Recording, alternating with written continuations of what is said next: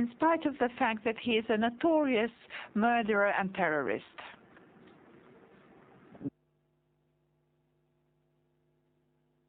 You're able to see, for example, in 2003, in November, in the Belgrade press, photographs.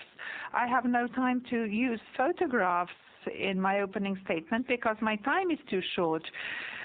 But you can see KLA members in uniform holding heads of Serbs in both hands, and where you can see a bag full of heads of Serbs who had been beheaded. Everybody can see that the person being photographed holding Serbian heads in his hands is a Sadik Čufla, and they perpetrated crimes in Peć and other places, Zvelan and Peć. And this is just a part of everything. Names, dates, information was published, but this was all neglected and ignored. And now this same Čufla, with thousands of other terrorists of the former KLA, is a member of the Kosovo Protection Corps. And he holds a rank in it. And he's a corporal, and they have been entrusted by the international community to maintain order in Kosovo, where the Serbs are in constant fear of extinction.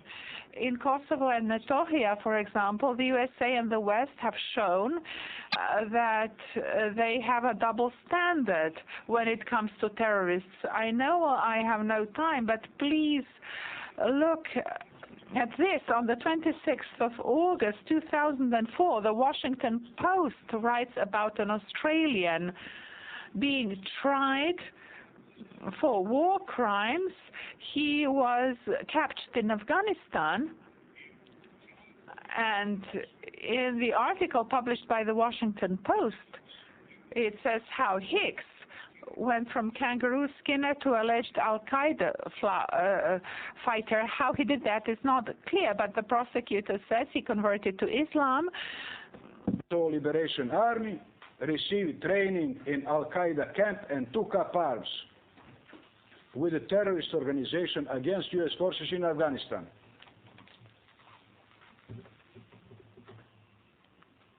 The question arises, to illustrate this double standard, whether he is a Taliban and Al-Qaeda war criminal when he's fighting against Americans in Afghanistan, or was he also a criminal when he was fighting against Serbs as a member of the KLA. Every day,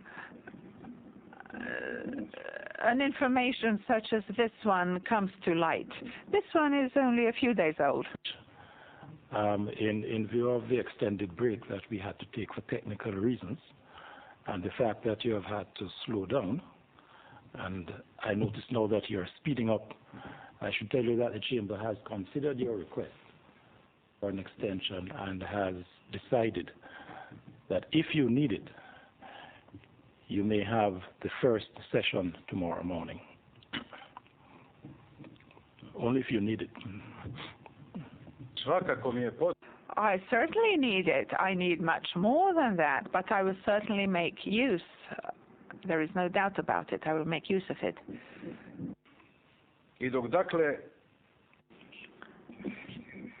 While American planes were transporting Al-Qaeda terrorists from Afghanistan to Guantanamo in chains, at the same time, the then puppet regime in Belgrade received a demand that they should release from prison all Albanian terrorists without any condition because they were allegedly political criminals.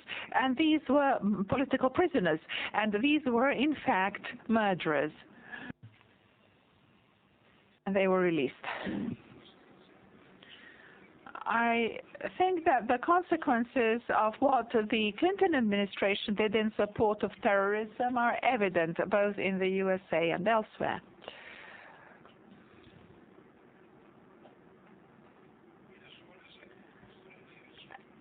and now they have become the greatest threat to modern humanity.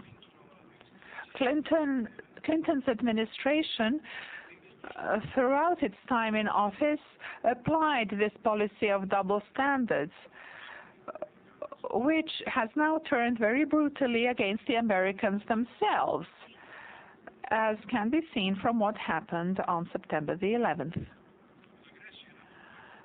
From the aggression of the NATO pact on Yugoslavia, 5 years have elapsed. This is not a great distance in time, but it is enough to draw some conclusions about the consequences of this disgusting act and the consequences on the population and the cultural and other values of the country that came under attack. It is known for a fact, and it shall be established here through documents and witnesses, reliable witnesses, that the aggression was planned for a long time. It was inspired and organized by those who concealed its true causes through a propaganda trick about the alleged humanitarian catastrophe in Kosovo.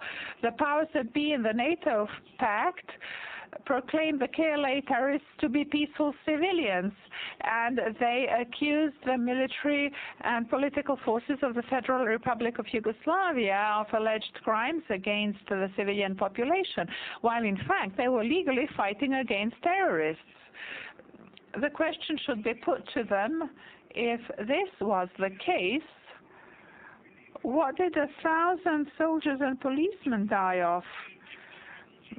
Were they killed by these peaceful, unarmed civilians?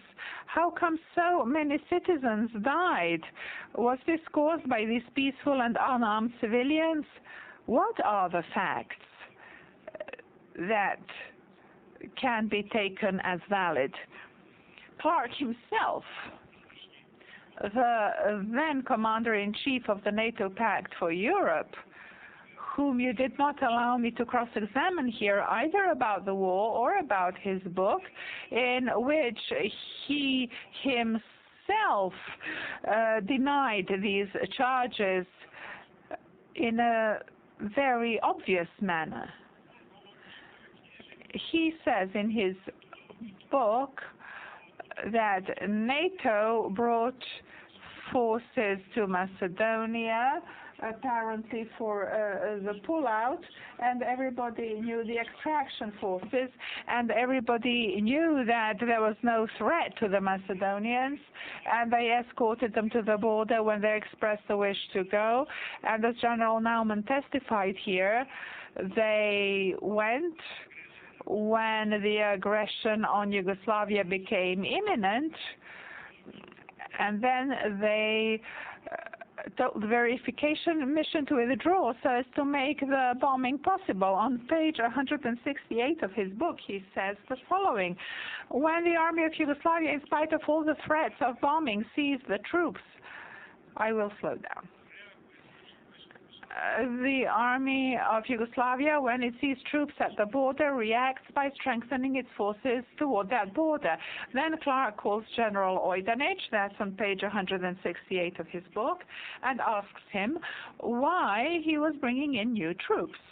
Ojdanich replied that this was a response to the new NATO troops in Macedonia. And then Clark said, from the Serbs' position, the strengthening of his forces makes sense, but it is also a pretext for strengthening the forces against the Albanians.